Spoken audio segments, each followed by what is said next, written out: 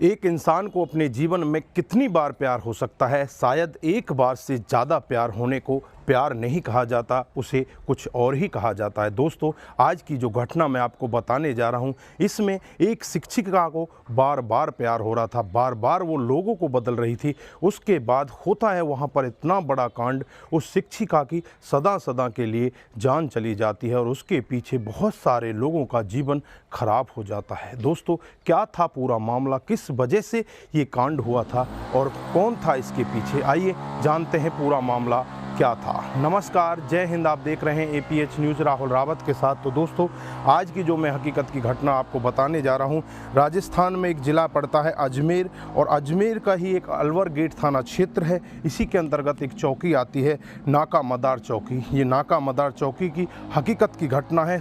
16 मई 2023 का ये वाक़या होता है, जब दिन के 3:25 होते हैं, जब एक स्कूटी सवार महिला अपनी स्कूटी को लेकर एक जगह पर रुकती है। उसके पीछे तुरंत ही एक स्कूटी सवार लड़का और होता है, वो भी वहाँ पर आ जाता है। चंद सेकंड तो एक दूसरे के साथ ये बातचीत करते हैं, लेकिन बातचीत के बाद कुछ ऐसा होता है, लड़का अपने बैग से एक चाकू निकालता और लगातार इसके ऊपर ताबड़तोड़ हमला कर देता। वहीं पर आकर एक कार रुकती है, कार वाला व्यक्ति इस औरत को बचाने का प्रयत्न करता है। जो वहाँ पर नज़दीक में और भी लोग होते हैं, वो भी इस औरत को बचाने का प्रयत्न करते हैं, लेकिन तब तक उसे बचाएं, वहाँ से वो लड़का फरार हो जाता है। फिर आनन फानन में ही वो कार सवार व्यक्ति उस औरत को अपनी कार में बिठाता है और कार में बिठाकर नज़दीकी हॉस्पिटल में ले जाता है। और हॉस्पिटल में ले जाने के बाद डॉक्टर साहब जब उसके उपचार में लगते हैं, तो डॉक्टर साहब यही कहते हैं कि आपने इसे लाने में थोड़ी देरी कर दी, अब हम इसको नहीं बचा सकते क्योंकि ये मर चुकी है। अगर इसे आप थोड़ी समय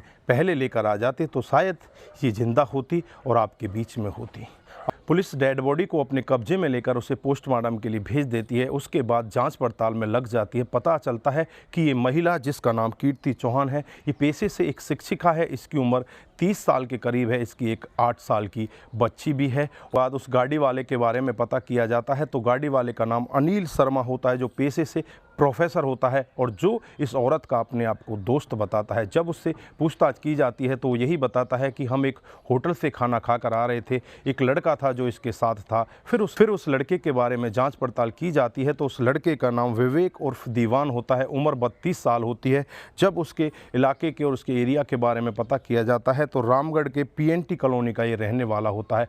अब पुलिस दबिशें देने लगती है, उस एरिया में जाया जाता है, लेकिन ये लड़का वहाँ से फरार हो जाता है। फिर इसके रिश्तेदारों, इसके नज़दीकियों को पकड़ा जाता है, उनसे पूछताछ की जाती है। फिर काफ़ी घंटों की कड़ी मशक्क़त के बाद उस लड़के को पकड़ लिया जाता है। जब पकड़कर पुलिस उसे अपने पास लेकर आती है, जब उससे पूछताछ करती है, तो अपना जुर्म कबूल कर लेता है और वो कहता है कि मुझे इसका कोई भी पछतावा नहीं है। लेकिन उसके पीछे जो वो कहानी बताता है, उस कहानी को सुनकर हर कोई व्यक्ति दंग हो जाता है। वो कहता है कि साहब, 7 मार्च 2020 का वाक़या होता है। मैं इंग्लिश स्पीकिंग के लिए एक इंस्टीट्यूट पर जाता हूँ और वहाँ जाकर मैं एक बहुत ही खूबसूरत औरत को देखता हूँ, जिसे देखकर मुझे लगता है कि इस औरत के साथ मेरी दोस्ती होनी चाहिए। पहले दिन देखता हूँ, उसके बाद 2 दिन तक वो औरत नहीं आती। फिर 2 दिन के बाद जब दोबारा आती है, फिर मैं उसे देखता हूँ, तो उसे देखकर देखता ही रह जाता हूँ। मुझे बातचीत करने की कोशिश करता है, लेकिन उससे बातचीत कर ही नहीं पाता। वो लड़का फेसबुक के पन्ने बदलने लगता है और पन्ने बदलते हुए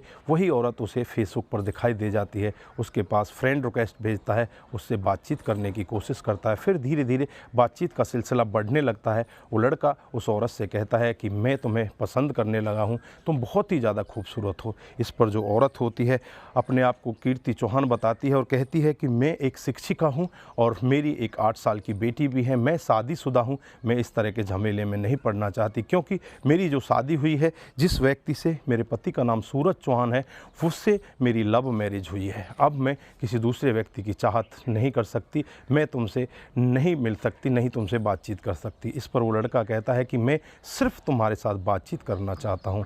फिर बातचीत करने लगते हैं और बातचीत करते करते वो लड़का इतने महंगे महंगे गिफ्ट उस औरत को लाकर देने लगता है, जिससे कि उसे बहुत ही अच्छा लगता है, क्योंकि वो जो उसका पति होता है वो किसी कारण से जेल में होता है। उसका एक चेक बाउंस का केस था, जिस वजह से वो जेल के अंदर चला जाता है। उसके बाद जब लड़के को ये सब पता चलता है कि उसका पति नहीं है, फिर लड़का उसके उसके और नज़दीक आने लगता है। नज़दीक इस कदर आ जाता है कि वो एक दूसरे के साथ पति पत्नी जैसे संबंधों में हो जाते हैं। लॉकडाउन का समय होता है, उसके बाद वो एक दूसरे के साथ ऐसे रहते हैं जैसे कि एक पति पत्नी रहते हैं। फिर समय ऐसे ही बीतता रहता है और 2023 आ जाता है तो कीर्ति चौहान एक और व्यक्ति के साथ संपर्क में आ जाती है जिसका नाम अनिल शर्मा होता है, जो पेशे से प्रोफेसर होता है। उसके साथ बातचीत उसकी बढ़ जाती है। इधर जो लड़का होता है विवेक, इसके फ़ोन को ब्लैक लिस्ट में डाल दिया जाता है। उसका फ़ोन मिलता ही नहीं। विवेक बहुत ज़्यादा परेशान हो जाता है। परेशान होकर उससे बातचीत करने की कोशिश करता है, लेकिन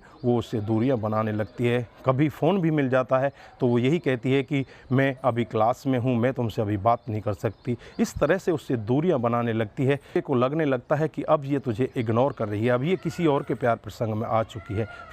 फिर 16 मई 2023 आता है, जब ये औरत उस प्रोफेसर के साथ बातचीत कर रही होती है और उससे कहती है कि मुझे एक लड़का बहुत ही ज़्यादा परेशान करता है। अब प्रोफेसर कहता है कि एक होटल के अंदर उसे बुलाया जाए और वहाँ पर खाने पर बुलाकर उसके साथ बातचीत की जाएंगी, उसे समझाया जाएगा, आप उसे उस होटल में बुला लीजिए। उसके बाद उस लड़के को भी होटल में बुला लिया जाता है। इन तीनों साथ बैठकर आपस में खाना खाते हैं, वहाँ पर बातचीत की जाती है। उस लड़के को काफ़ी समझाया जाता है। समझाने के बाद ये तीनों वहाँ से चलने लगते हैं। जो कीर्ति चौहान होती है वो अनिल शर्मा की गाड़ी में बैठ जाती है और जो ये लड़का होता है विवेक, ये अपनी स्कूटी लेकर इनके साथ साथ चलने लगता है। उसके बाद एक एरिया आता है नाका चौकी मदार, और वहाँ पर जो प्रोफेसर होता है अनिल शर्मा, वो कीर्ति चौहान को अपनी गाड़ी से उतार देता है। कीर्ति चौहान वहाँ पर अपनी स्कूटी खड़ी होती है, उसको लेती है और उस पर बैठकर चलने लगती है। तभी उसके पास एक फ़ोन आता है, उस फ़ोन पर बातचीत करने लगती है और बातचीत भी बड़ी ही हंस कर रही होती है। इस सब को विवेक अपनी स्कूटी पर बैठा बैठा देख रहा होता है और जैसे ही उसके पास पहुंचता है, किसी और से बातचीत करते हुए उसको बहुत ज़्यादा गुस्सा आता है। उससे 1 मिनट बातचीत करने की कोशिश करता है, लेकिन वो उसी के साथ लगी हुई थी, फ़ोन पर हंस कर बातचीत कर रही थी। फिर उसे आवाज़ देता है और आवाज़ देकर यही कहता है कि मैडम 1 मिनट के लिए रुको, मुझे तुमसे बात करनी है। मैडम उससे कहती है कि तुम्हें क्या बात करनी है, तुम्हारा मन नहीं भरा, अभी तो हम लोग बातचीत कर आए हैं। फिर मैडम स्कूटी रोक देती है और रोकने के बाद जो विवेक होता है अपने बैग से चाकू निकालता है और चाकू निकालकर ताबड़तोड़ उस महिला के ऊपर वार कर देता है। महिला वहीं पर लहूलुहान हो जाती है। आसपास के लोग भी वहाँ पर दौड़ कर आते हैं और गाड़ी सवार जो पीछे से आ रहा था प्रोफेसर, वो भी वहाँ पर पहुँच जाता है।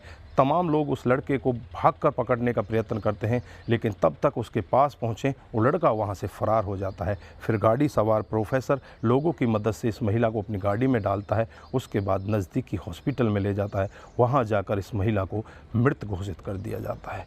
दोस्तों, पुलिस जब ये पूरा मामला सुन रही होती है तो पुलिस भी एक बार के लिए दंग रह जाती है और पुलिस समझ नहीं पाती कि इस महिला के किस किस के साथ अवैध संबंध थे। वो लड़का तो यही दावा करता है कि इस महिला के बहुत सारे लोगों के साथ अवैध संबंध थे।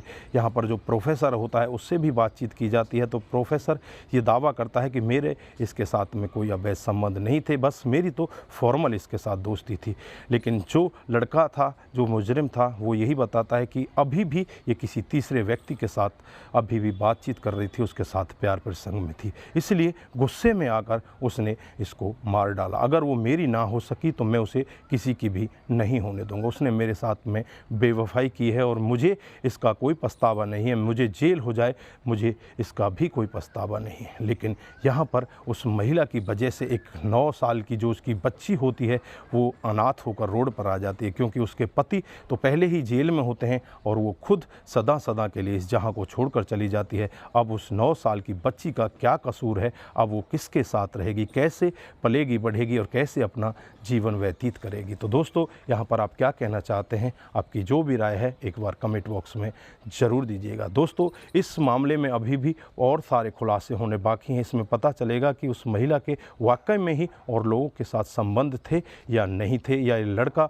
उस पर आरोप लगा रहा था या क्या कर रहा था, वो भी मामले अभी उजागर होने बाकी हैं। दोस्तों, इस घटनाक्रम को सुनाने का उद्देश्य किसी को बरगलाना, किसी को बहकाना, किसी पर किसी प्रकार का दबाव बनाना नहीं है। हमारा उद्देश्य बस यही है कि आप लोग जागरूक हों और ऐसे क्राइम के बारे में जानें जो डे बाय डे हमारे समाज में बढ़ते जा रहे हैं। दोस्तों, आज के लिए बस इतना ही। फिर मिलते हैं किसी नए मूड के साथ। तब तक के लिए आप अपना ख्याल रखें, अपने परिवार का ख्याल रखें, सतर्क रहें, सावधान रहें और ऐसे क्राइम को अपने आसपास ना होने दें। नमस्कार, जय हिंद,